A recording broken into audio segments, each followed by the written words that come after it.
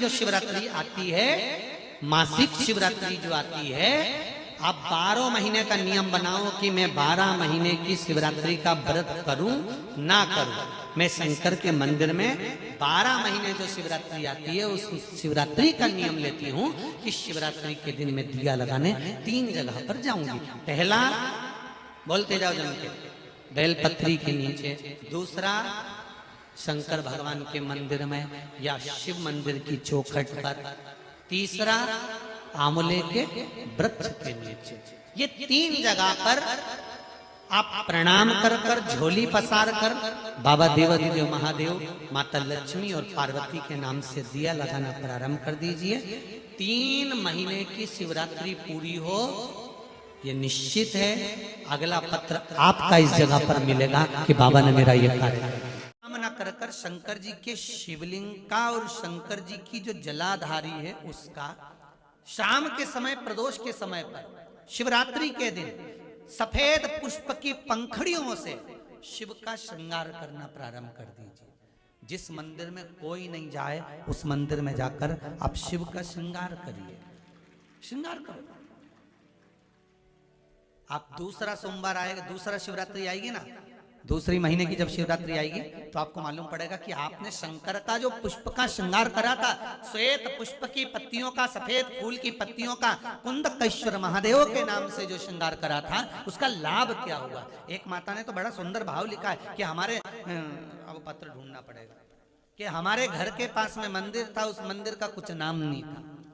जिसके यहाँ लक्ष्मी नहीं टिकती, जिसके यहाँ संपदा नहीं बढ़ती, जिसका व्यापार नहीं चलता, जिसके सर्विस नौकरी सही नहीं हो रही, उसको सोमवार के दिन अगर बेलपत्री के पेड़ के नीचे जो दिया लगाता है, उसके घर में कभी संपदा की कमी नहीं आती। साहब,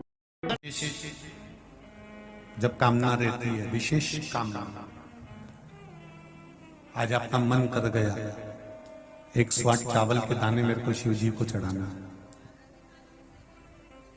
108 चावल के दाने मुझे आज शंकर भगवान को चढ़ाना। विशेष आज आपके मन में कोई मनोरथ बड़ा है, कोई कामना बड़ी है, और बाबा से आपने विनती करी कि मेरा ये कार्य अटक रहा है, आप पूरा करोगे, मुझे विश्वास है।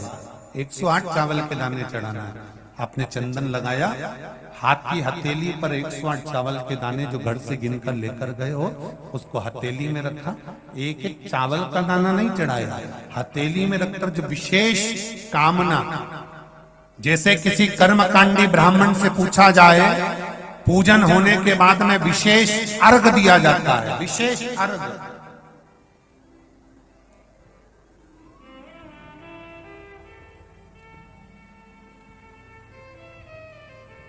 उसी तरह विशेष कामना के लिए एक पत्र में आया विशेष कामना का फल, किसी ने सुन लिया था कथा में, देखिए।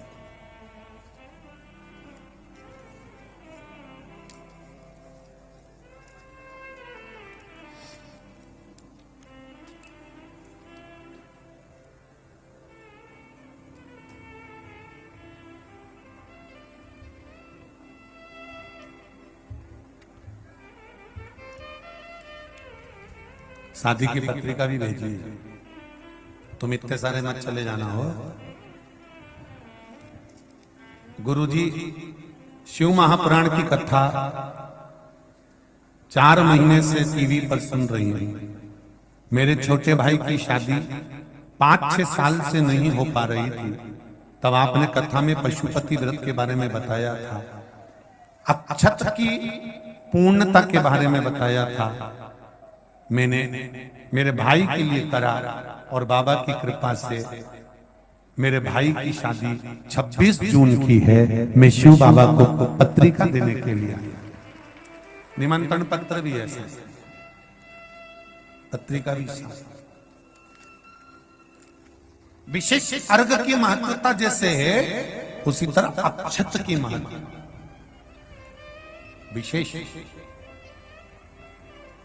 108 अक्षत के दाने हाथ में हो और आपकी कामना कर कर जिस कार्य के लिए आपने बाबा को आज स्पर्श किया है, हाथ में लेकर जहां आपने चंदन लगाया है, उसी जगह पर हथेली से बाबा को चंदन वाले स्थान पर उस 108 चावल के दाने को रख देना चाहिए, छोड़ देना चाहिए, या लगा देना चाहिए।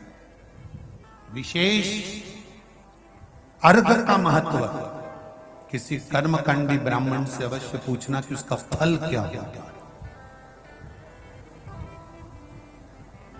विशेष अक्षत का महत्व शिव महापुराण की कथा करते